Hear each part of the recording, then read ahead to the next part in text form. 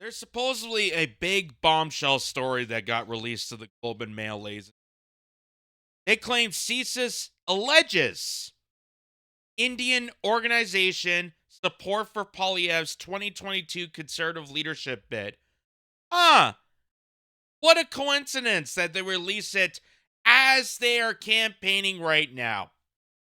I guess they were, busy last year, the year before, or right after Poilievre's win of the conservative leadership.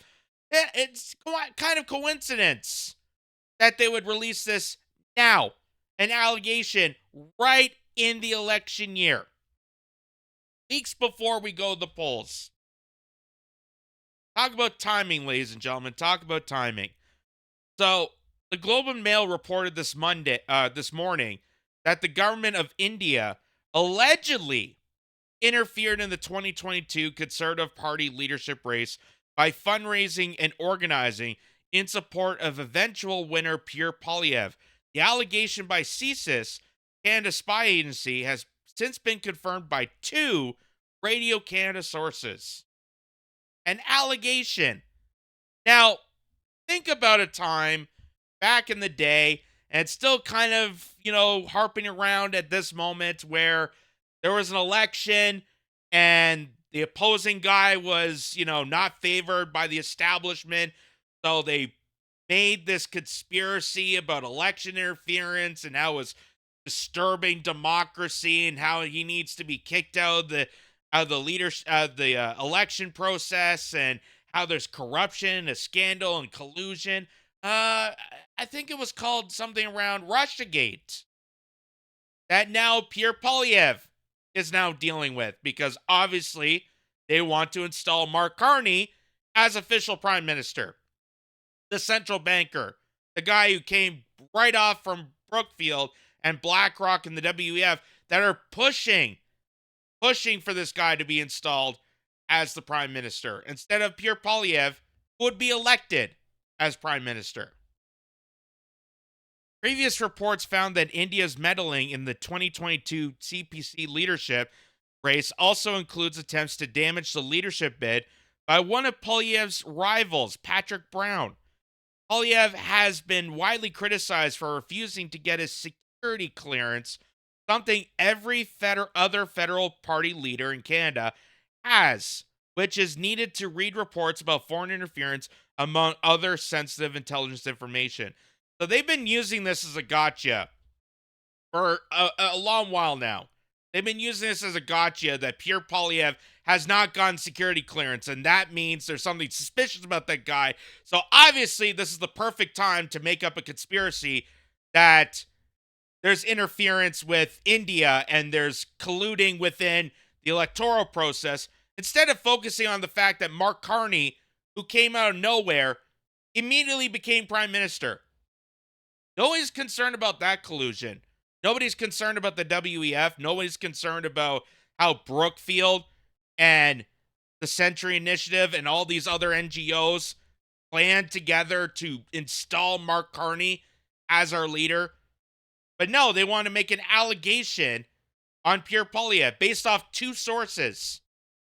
Two sources from the same network. The same network that's endorsing Mark Carney. And of course, they're releasing this allegation as the candidates are campaigning. So obviously,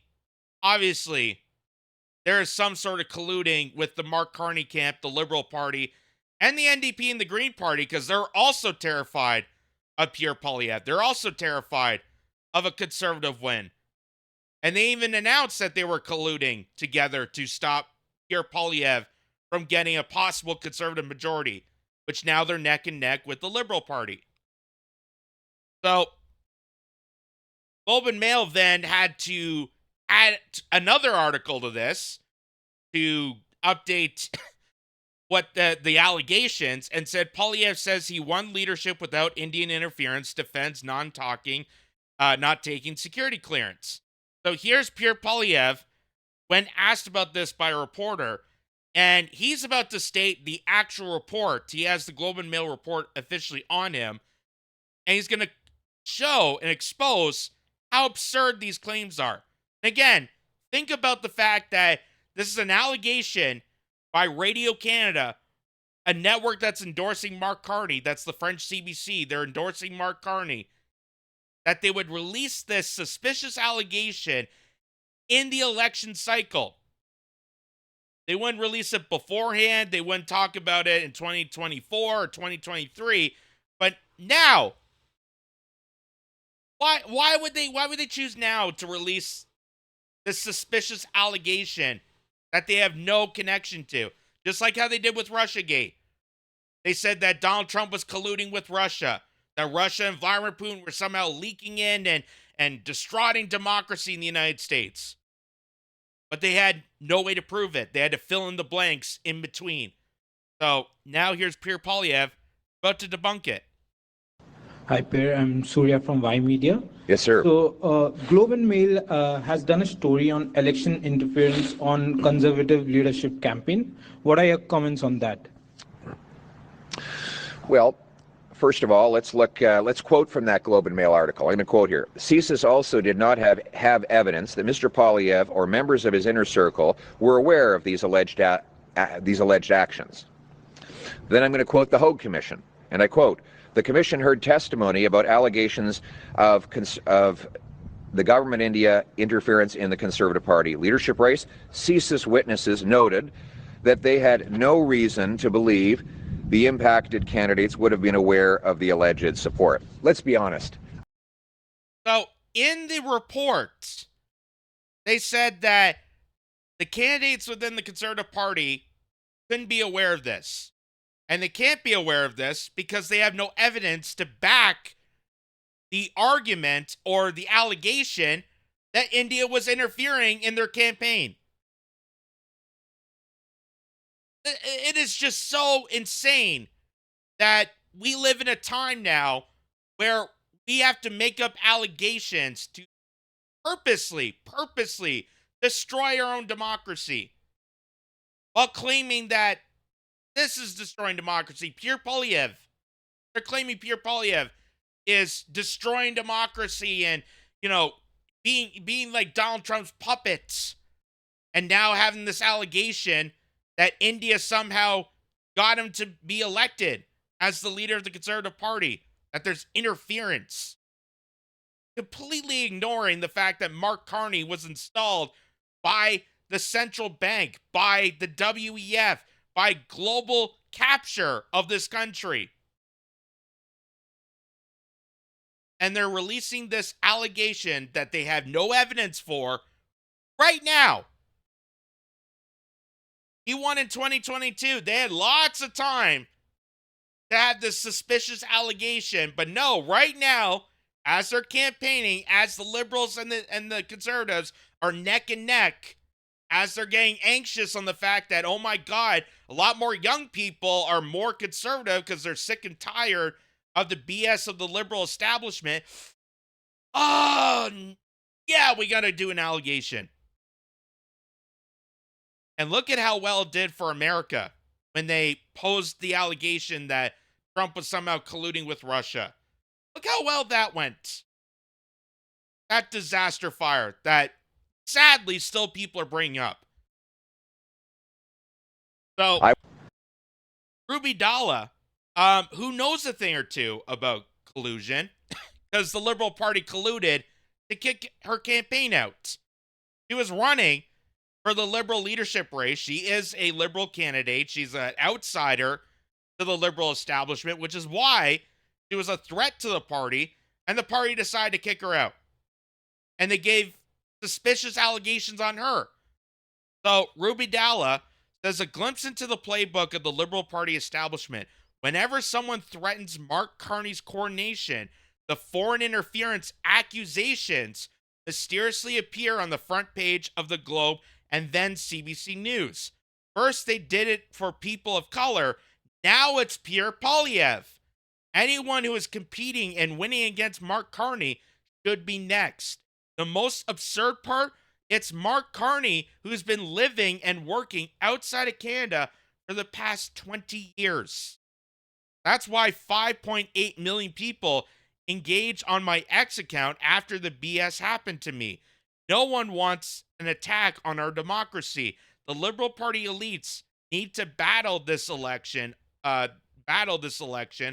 policies, ideas, and vision, not by attacking opponents with baseless smears. And the only reason that they're doing these smears is because they're running on nothing. They have nothing. Mark Carney is dangling keys in front of you like a perpetuant child, thinking that, oh, we're going to cut carbon taxes while still continuing to put carbon tariffs on. And the industrial carbon tax is increasing. Oh, we're going to do this while doing the opposite. He is beyond two-face.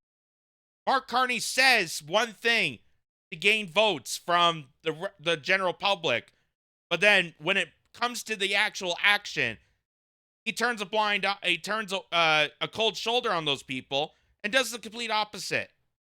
Oh, we're going to build pipelines. Yeah, I really support Alberta. I support Edmonton. I come from Edmonton, Alberta.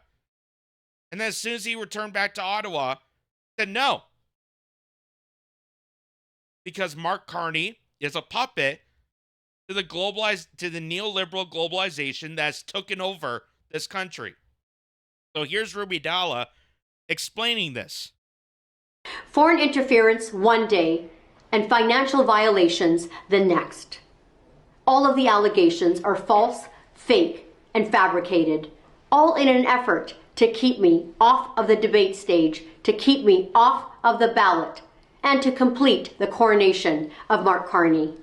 I entered this race to bring the Liberal Party back to the center and into the hands of the membership and the grassroots. I came into the race to stand up for Canadians and to fight for Canada. Yes, I was an outsider, and yes, I wanted to change the establishment. They can silence me, but they cannot stop me and thousands of Canadians across the country that want change. They want Mark Carney to be selected, not elected. So that's why they're going after anybody within their own party and the opposition parties to make sure that we continue this globalist tirade against Canada. That's the whole purpose of this. They don't want democracy. They don't want Canadians to elect a prime minister. They want to select a leader and us to fall into line. And they did this to Ruby Dalla. They did this to Chandra Ara, who was the MP in the Nepean Valley that got kicked out so Mark Carney can get a seat. He's been there for over a decade serving that community and just immediately got kicked out. Why? Because they put allegations on him. So they did it to Ruby Dalla, they did it to him, and now they're doing it to Pierre Poilievre. Because they will do anything to keep their power afloat against Canada and against Canadians. So, while they're talking about interference, let's just remind people that Carney and Trudeau to be heavily linked to Beijing and the WF in a new expose. That's from the Western Standard. And that was because, investigative journalist Sam Cooper, here he is here, explaining it. He did a whole deep dive about this. He did a full article on Substack revealing all this detail. All the details that the news media will never tell you. Never tell you. They're up in arms about Pierre Poilievre and this suspicious allegation, but they're never going to tell you the facts about Mark Carney and his interference and who he's aligned to and his business corruption.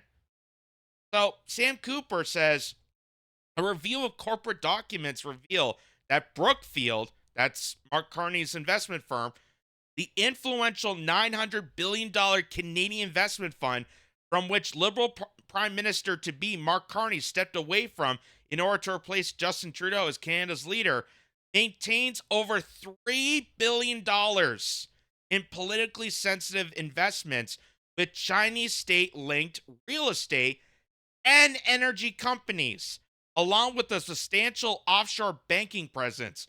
One of its major real estate ventures, a $750 million entry into high-end Shanghai commercial property in 2013, involved in a Hong Kong tycoon affiliate with the Chinese People's Political Consultative Conference, which the CIA labels as a Central United Front entity of Beijing. So while they're trying to conduct this conspiracy, which it is a conspiracy on Pierre Poilievre, to try to discredit him, to try to kick him out, to try to make sure that he doesn't get a chance to be properly represented in this election, this is all that Mark Carney has been doing for the last 20 years that is very well documented and that the news media purposely ignores.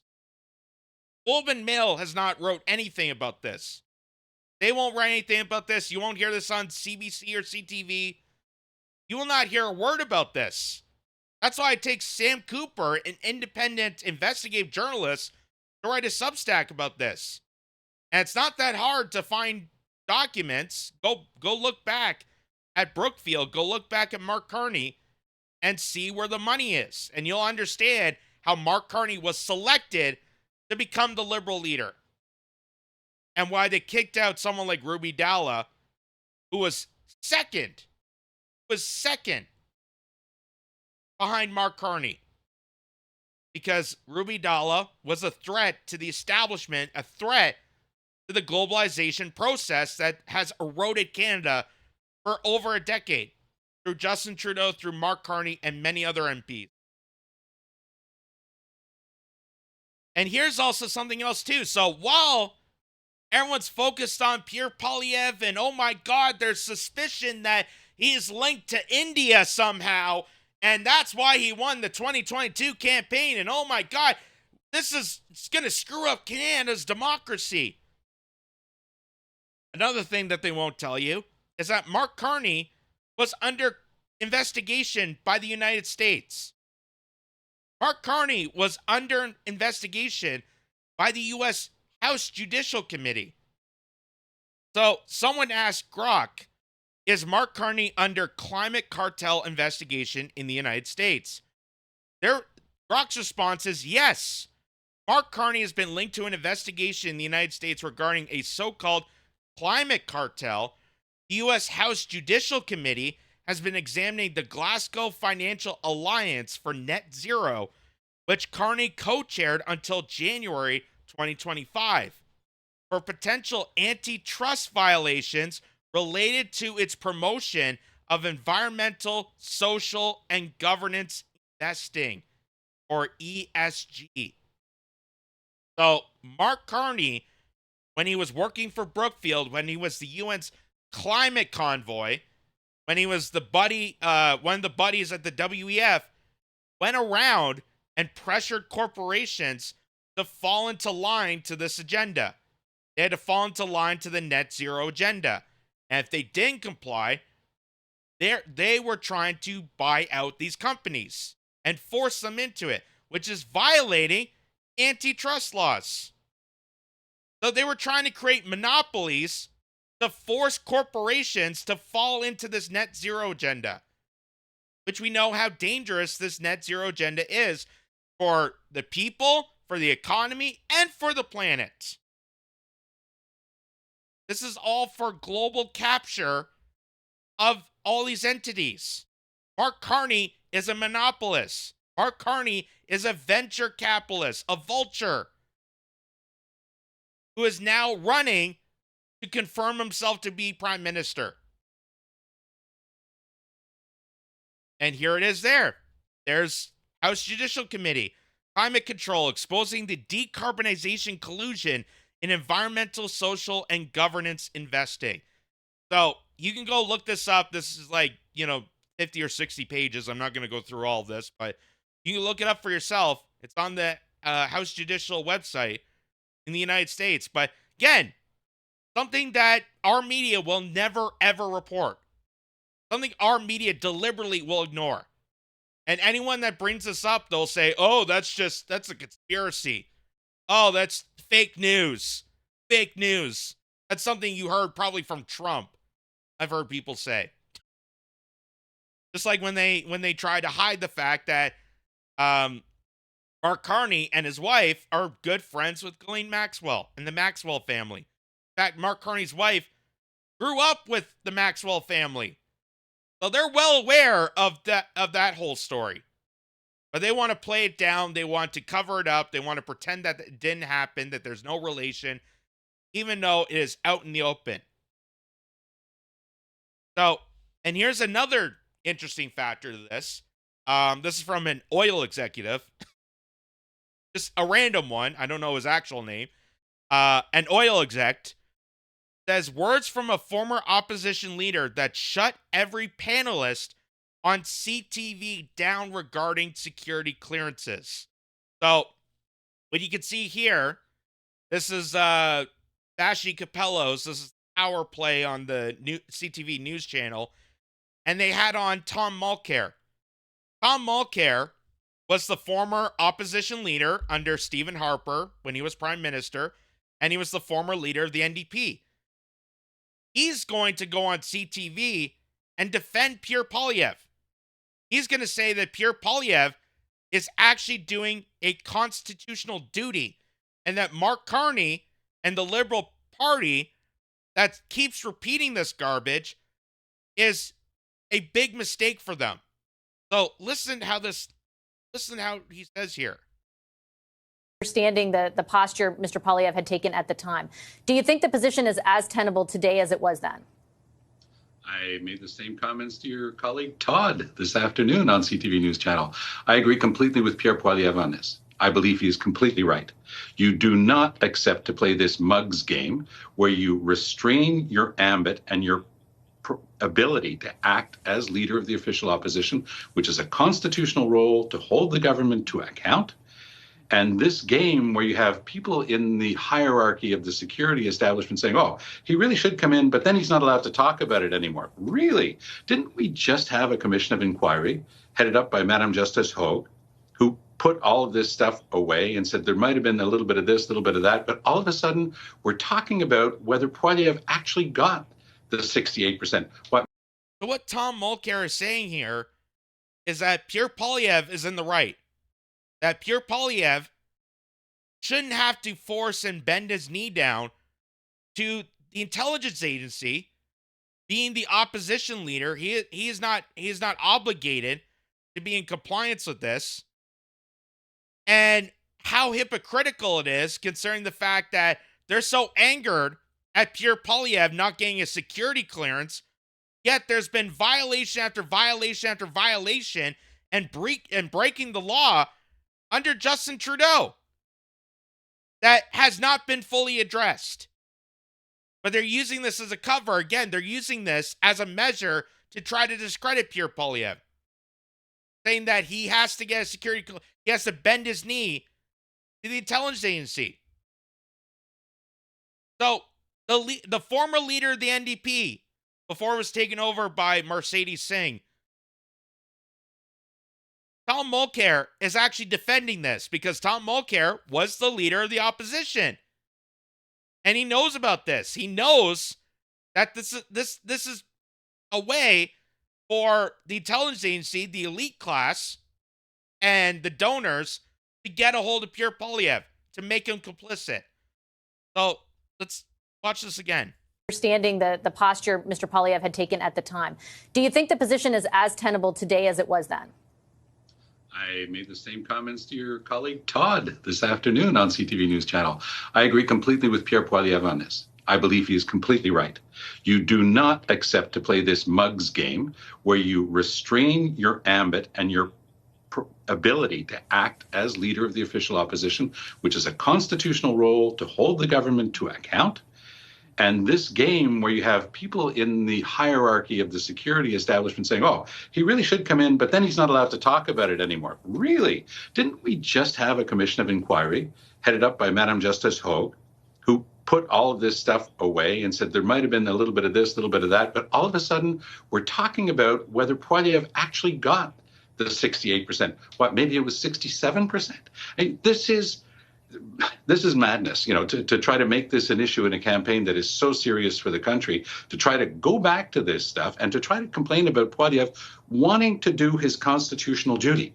He wants to do his job of holding the government to account. And no, he's not going to walk into that bear trap.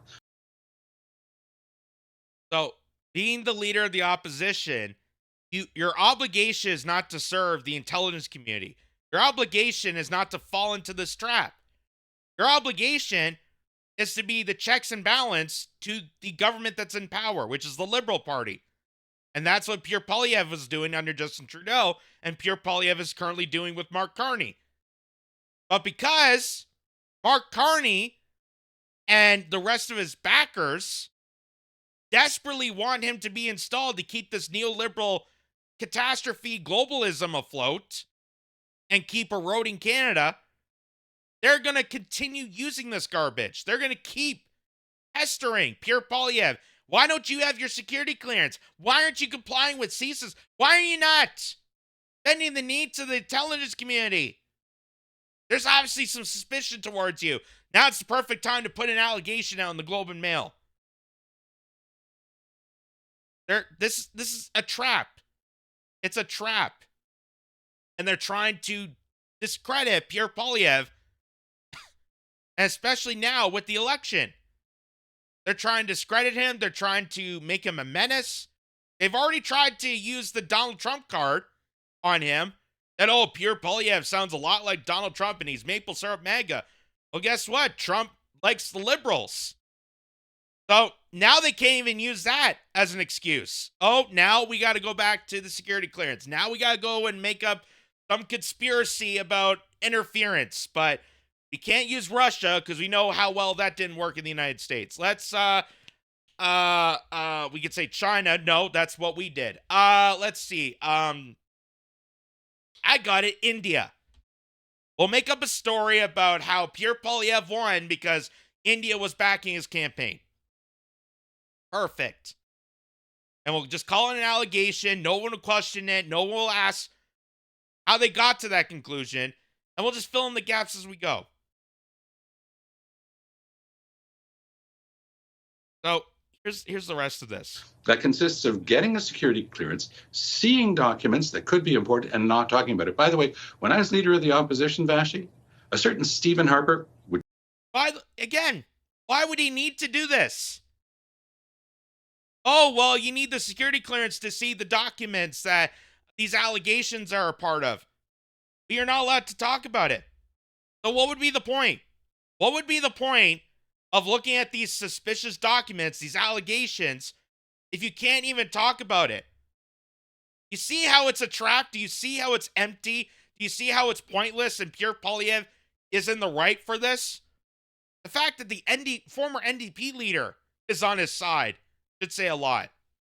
Would call me personally. His staff would give me a setup. Called me once during a wedding reception and said, I've got to talk to you. And it was Harper himself saying, look, there's this and this and this that's going to roll out in the next few days. It's going to be in the news. I want you to know about it. That's what a prime minister does with his or her leader of the opposition. You talk. Nobody had to make me swear any oath. I was still the leader of the opposition, but I had no intention of going in front of a camera and talking about it. This bit about Poilievre somehow not being up to snuff. When Carney went down that road today, I think he made a big mistake. He's been on the high road all along. He's got these tyros around him who keep saying, use this bit of dirt, use that bit of dirt. Really? So all of a sudden, what did he get snapped right back at him by Poilievre? Let's talk about when you were in Beijing, talking with the Chinese Communist Party, borrowing hundreds of millions of dollars for your private company. It has nothing to do with this campaign any more than the bit about supposed Indian government interference. It's the tricks that they use on each other. What the Liberals learned today is that Poilievre's very good at this game, and they better choose their subject a little bit more carefully next time because they didn't score any points today, as far as I'm concerned. Wow. Complete shutdown from the other panelists. You could see that they're cringing. I was come on here to, kiss Mark Carney's ass, but he's making points. Why can't we need that fact checker? Get Rachel Gilmore here. Get Gossip Girl on here to fact check. Which, by the way, breaking news, Rachel Gilmore, who was fired from the, what was it, Global News that he used to work for, is now hired back on by CTV to be the fact checker of this election. It goes to show you how serious the news media is. They get Gossip Girl on to fact check. Because, podcasters and people just reading and understanding and maybe applying different facts here and there can't figure out how this is all garbage. How Pierre Poilievre, this allegation, is used to bait and trap him. Because they want to discredit him because there's collusion with the Liberal Party, with the globalist entities, with the NDP and the Green Party. They've all admitted to this. They're all colluding together to prevent a conservative majority. That is the whole intention to this. Their whole intention is to prevent Pierre Poilievre from obtaining a conservative majority, which he was about to before this trade war started. Conservatives was hugely in the lead. Huge in the lead. And now Mark Carney is now using this trade war. That's why he's not doing anything really beneficial about dealing with the trade war and dealing with Donald Trump, because it benefits him. And now his party is neck and neck with the Conservatives. So now they want to confirm that the Conservative Party will drop by making up a conspiracy, making up this allegation that there's supposed interference. And yet we know all this about Mark Carney and not a word is addressed in the mainstream media. And that's where you get the former opposition leader that has to teach them, that has to come in and tell them that this is stupid, that what you're doing, this propaganda on the security clearance is absolutely garbage, and Pierre Poilievre is in the right here. He's right to not fall into this trap, because Tom Mulcair didn't have to do this crap. No prime minister should be forcing the opposition to bend the knee to the intelligence agency, unless you were a corrupt piece of shit working for the globalist agenda. Unless you want to make sure that Pierre Poilievre doesn't work for you, but works for them, the donor class.